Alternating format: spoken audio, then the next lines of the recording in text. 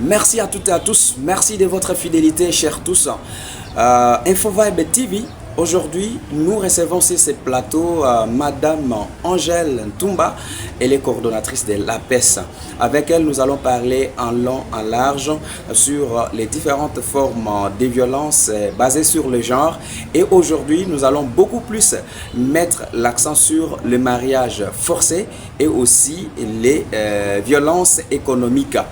Madame, bonjour. Bonjour, monsieur Alex. J'espère que vous allez bien. Oui, je vais très bien. Merci beaucoup. Vous avez entendu, elle est très bien. Madame, qu'est-ce que nous pouvons retenir d'abord de la violence d'une manière générale? Ok, merci beaucoup, monsieur Alexis. Ouais. D'une façon générale, pour ne pas parler d'abord des violences basées sur le genre, la violence en soi, c'est un acte d'agressivité. Ouais. Lorsqu'on dit tu es violent, tu es violente, c'est-à-dire que tu es agressif, toi tu es agressif. Alors s'il faut que l'on puisse revenir sur c'est pourquoi nous sommes là, bien sûr sur les violences basées sur le genre, quand même il y en a des formes sur lesquelles nous allons plus parler. Okay.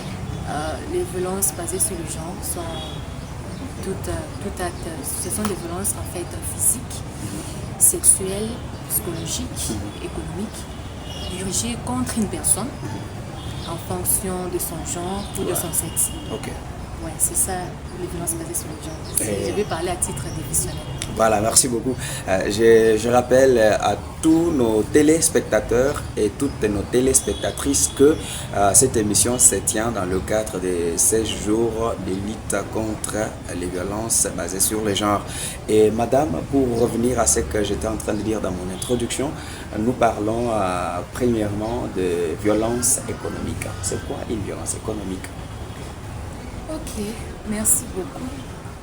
Avant de répondre à votre question, bien sûr, je vais parce qu'au préambule de cette émission, vous avez signalé aux auditeurs qu'on devrait parler des faits de violence, mais plus nous allons tabler sur les violences économiques et aussi le mariage forcé. Okay. En fait, il s'est décidé d'abord que dans les cadres des VBG, nous en avons 6. En l'occurrence, il y a les violences sexuelles, il y a les violences psychologiques, il y a les violences économiques, il y a aussi certaines pratiques néfastes et que sais-je pas.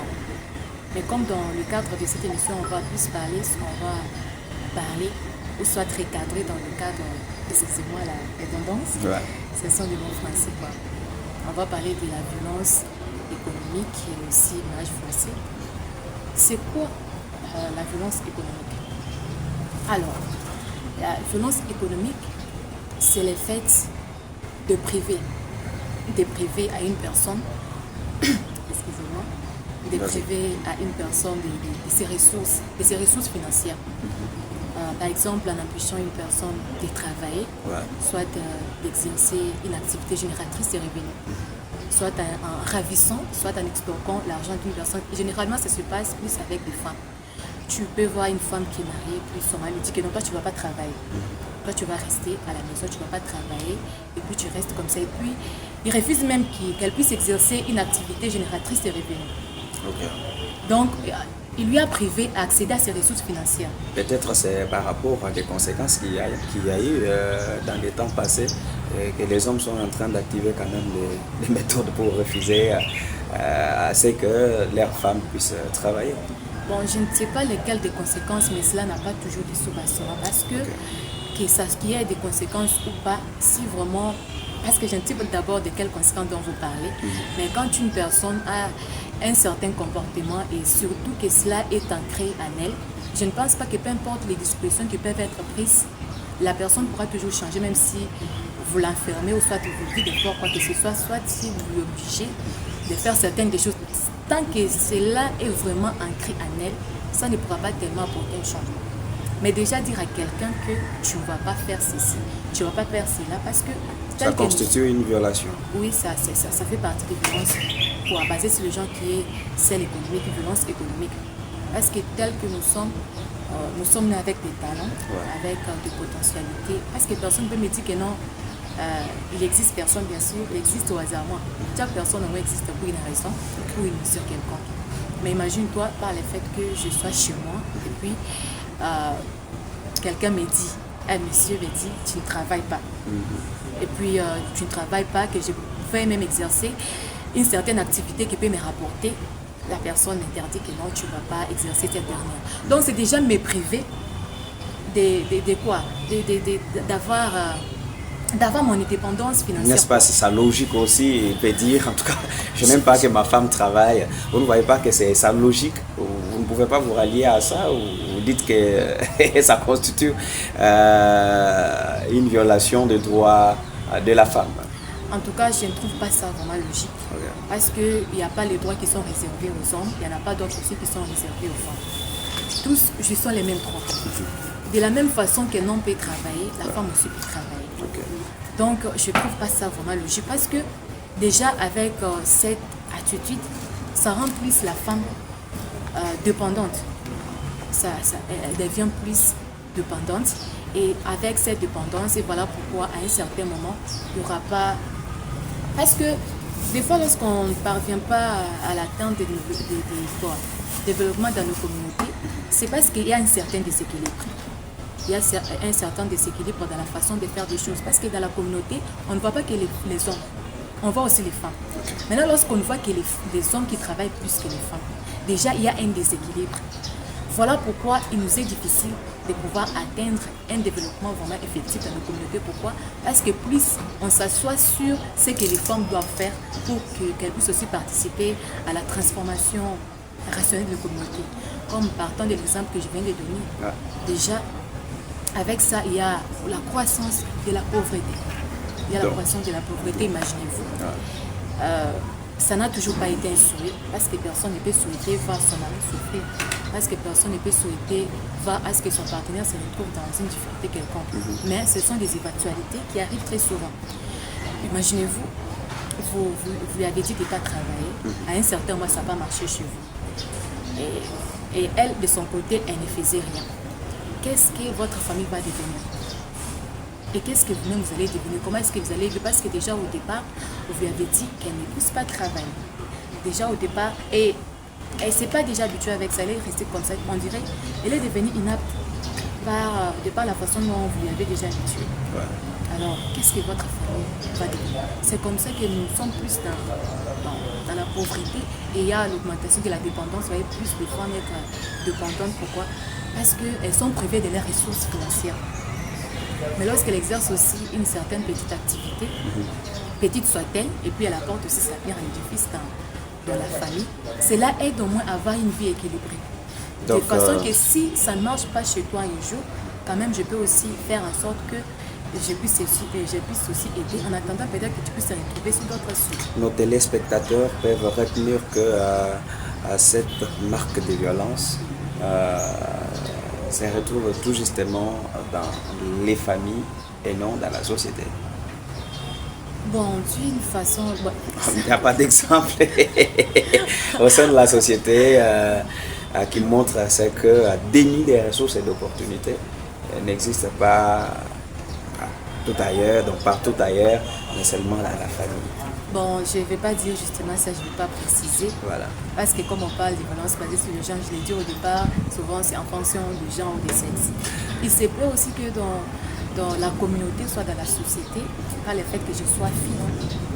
Et là, vous avez posé encore une question trop pertinente qui va encore révéler certaines choses. Okay. Le fait que je sois fille, je vais peut-être postuler, on a peut-être affiché l'offre peut-être pour être électricienne, quelque part. Lorsque tu vas postuler, on se rend bien compte que tu es une fille. On va dire, bon, mais c'est une fille, allez, ce qui est vraiment avec ses postes, si vraiment ça va aller. Vous voyez déjà avec cette idée-là, avec cette discrimination, la fille sera exclue. Donc, elle n'aura pas toutes les chances d'être embauchée. Et déjà, c'est lui priver de ses ressources financières parce que c'est à partir de là qu'elle devrait se retrouver, une fois embauchée, pour se retrouver, être indépendante. Je rappelle que vous êtes coordonnatrice de l'APES, qui veut dire Action pour la promotion et la protection du bien-être social. Et voilà ce que les spectateurs peuvent obtenir. Est-ce qu'on peut passer à une autre forme de violence avant qu'on finisse pour aujourd'hui? Bien évidemment. Et une autre forme de violence, c'est le mariage forcé. C'est quoi le mariage forcé? Ok. même sans que je puisse donner une définition bien claire, je sais bien que ceux qui parlent français, d'ailleurs nous sommes dans un pays francophone, précisément, on va toujours que c'est le deuxième après la France, même si lorsqu'on dit d'abord forcer. Donc c'est le fait de contraindre une personne à faire quelque chose à l'insu de son plein gré. Tel que tu es là, tu me dis de faire quelque chose, je ne veux pas. Mais tu insistes, je ne veux pas. Mais quand même, tu veux que je le fasse, même si je ne veux pas. Et tu parviens même à le faire. Oui, mais quand même, parce que je suis sous une certaine contrainte. Il y a l'utilisation d'un certain pouvoir. Donc, alors, à ce qui concerne le mariage forcé, revenons. C'est un mariage dans lequel les deux parties n'ont pas donné consentement. Et puis tu vas même une partie qui a donné consentement, mais de l'autre côté, il n'y a pas eu consentement. C'est-à-dire, c'est un mariage dans lequel il y a absence de consentement. Il y a absence de consentement, contrairement au mariage précoce, où il y a absence de l'atteinte de l'âge légal, qui est celui de 18 ans. Donc, dans un mariage forcé, c'est-à-dire que je suis là dans une relation... Et toi-même, tu n'as pas donné ton aval. Je n'ai pas donné mon aval, je n'ai pas consenti, mais peut-être suite à certaines contraintes familiales, peut-être parce que souvent dans la communauté, on peut avoir vu, peut-être sur base des relations que les parents partagent, le conseil se disent que non, moi, ta fille et mon fils vont se marier. Ce sont des familles qui sont arrangées. Madame, mais moi, je n'ai pas donné mon consentement. C'est justement par les contraintes familiales. Me dit que non, toi, tu vas seulement être prise en mariage par tel monsieur. Donc, je ne suis pas aimée, je n'ai pas donné mon consentement éclairé. Je n'ai pas donné expressément. Madame, vous pensez que cette forme de mariage existe ici en province? Oui, je pense. Ça continue à exister. On force quelqu'un pour aller au mariage. Oui, je pense parce qu'il y a des coutumes comme ça aussi. Parce que le mariage forcé va aussi dans les quatre coutumes. Mais si c'est un papa qui se décide un jour et dit et il envoie sa fille au mariage, est-ce que c'est une erreur? Et ça contribue à être appelé autrefois une violence. Oui, en quelque sorte, parce que chaque personne dans ce qu'elle fait, elle doit d'abord se sentir libre. Elle doit avoir cette liberté-là de pouvoir exprimer ce qu'elle ressent et ce qu'elle pense. Le fait pour un papa d'être déjà âgé et peut-être qu'elle va déjà je suis en train de séduire l'époux, ne lui donne pas le droit de pouvoir peut-être envoyer son enfant précocement au mariage, soit forcément au mariage. Non. Déjà là, le papa est en train de commettre une erreur. Parce que lorsqu'il n'y a pas consentement, dites-moi d'abord qu'on parle sociologiquement, je ne vais pas d'abord qu'on puisse revenir dans ce que j'ai fait peut-être. Dans ce que j'ai fait, on parle d'abord d'une façon sociologique et aussi d'une façon de ce qu'on peut ressentir. Bon, dis-moi, parce que le temps est en train de partir. Nous n'avons que quelques minutes d'intervention sur ce plateau. Est-ce que vous pouvez nous préciser aujourd'hui les conséquences qu'a cette forme de violence? Les mariages forcés. Et les mariages forcés, à quelles conséquences? Si aujourd'hui une fille est envoyée au mariage par force, parce que c'est par le vouloir de ses parents, est-ce qu'il y a des conséquences qui en découlent? Oui, il y a des conséquences de prime abord, parce qu'au départ, la personne ne donne pas son consentement. Et déjà, bien qu'elle n'a pas donné son consentement, au moins, elle doit aller au mariage. Et une fois au mariage, elle n'a pas l'âge majeur, donc elle n'a pas 18 ans. Au moins, elle est dans les mariages. Est-ce qu'il y a des conséquences? Oui, je vais d'abord tout de même préciser là, ici, qu'on est en train de parler du mariage forcé, non du mariage précoce. Ah, ok. Ouais, parce que dans le mariage forcé, là, il y a absence de consentement. Même dans les mariages précoces, c'est là il y a absence de la majorité. C'est-à-dire que la personne n'a pas encore atteint la majorité. Il a encore pas de mariage précoce. Alors, forcé, la personne n'a pas donné son consentement. Même si la personne est majeure ou pas? Oui, la personne est majeure. C'est ça, disons dans ce sens-là, la personne est majeure. Alors, quelles sont les conséquences qui en découlent? D'abord, il y aura une certaine incompatibilité. Comment ça? Une certaine incompatibilité dans le sens qu'il y aura toujours des petits troubles dans les foyers du genre. Tu n'étais pas mon choix. Tu n'étais pas celui que j'ai rêvé. Tu n'étais pas celui. Donc chaque femme a quelqu'un.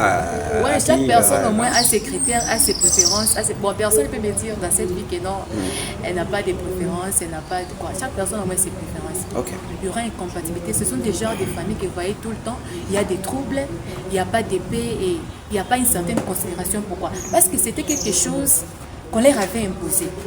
Donc ce n'était pas vraiment à eux. Ça ne venait pas vraiment de leur volonté, c'était quelque chose qu'on leur avait imposé. Ouais.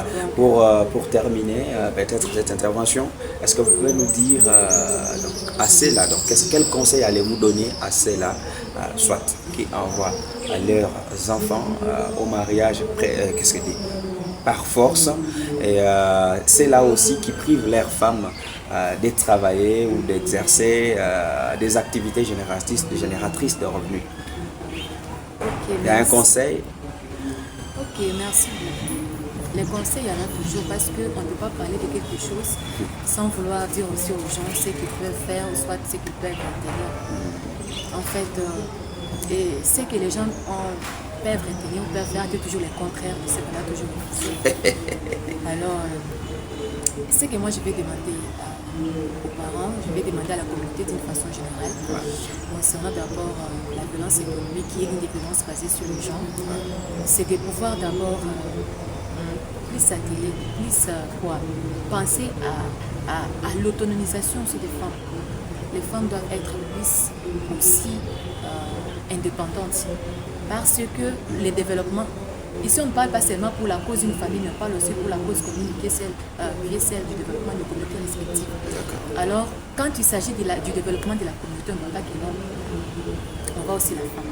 Raison pour laquelle nous demandons aux hommes, et aussi les hommes même qui sont dans les foyers, même ceux qui occupent des postes et pris de décision, de pouvoir être ceux qui permettent aux femmes d'avoir aussi accès facile soit à l'emploi, et aussi à ces hommes mariés, de permettre aussi à leurs femmes de pouvoir travailler, ou soit de pouvoir exercer des activités génératrices de revenus qui peuvent contribuer dans un sens ou dans un autre à l'épanouissement de la communauté et surtout pour apporter un changement rationnel dans ces derniers et aussi parvenir à un développement équilibré. Et pour ce qui concerne le mariage forcé. À ce qui concerne le mariage forcé, si vraiment j'essaie de revenir sur ce que je suis vraiment, il y a des conditions des fois pour que l'on parle de mariage et ces conditions doivent être remplies pour que l'on parle de ces derniers. Et on ne peut jamais parler du mariage si quelqu'un n'a pas donné consentement. Si quelqu'un n'a pas donné consentement, on ne peut jamais parler du mariage. Donc alors, vous laissez le choix aux deux parties de donner toujours les consentements par rapport à cette union. Et peut-être que les gens doivent s'engager pour le reste de leur vie. J'ai dit, pour que l'on parle du mariage d'une façon générale, il faut que deux personnes donnent leur consentement d'une façon éclairée.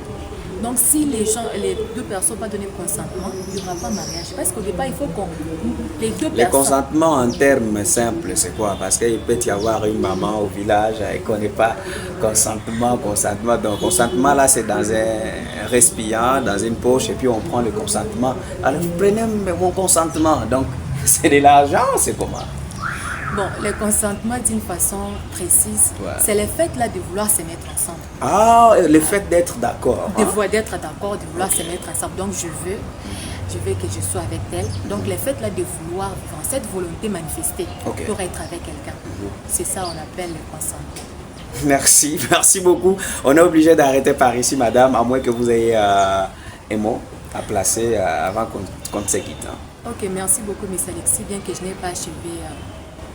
Non, je signale à nos téléspectateurs que nous aurons également des interventions comme ça régulièrement. Et ce n'est pas la première fois ou dernière fois que nous intervenons sur ce plateau. Et prochainement, nous allons encore nous retrouver. Madame, vous avez la parole. Ok, merci beaucoup, M. Alexis. Ça avait été pour moi un plaisir d'être reçu sur ce plateau. Alors, je vais pouvoir signaler à nos téléspectateurs que ce n'est pas la dernière fois. On pourra encore revenir sur ces mêmes plateaux pour des prochaines éditions et pour la même émission. Vous l'avez suivi, elle a été totalement brillante. Nous étions en train de parler là des formes de violence basées sur le genre. Et aujourd'hui, nous avions reçu sur ces plateaux Madame Angèle Ntumba, elle est coordonnatrice de l'APES. Pierre-Lys Tchaba était à la caméra. Alexandre Moulumbo Amichoni, c'était moi devant vos écrans. Merci beaucoup. Nous nous retrouvons prochainement avec l'espoir de parler également beaucoup plus sur d'autres formes de violence basées sur le genre. À toutes et à tous, nous vous disons merci de votre fidélité. N'oubliez pas de vous abonner à votre chaîne. Merci.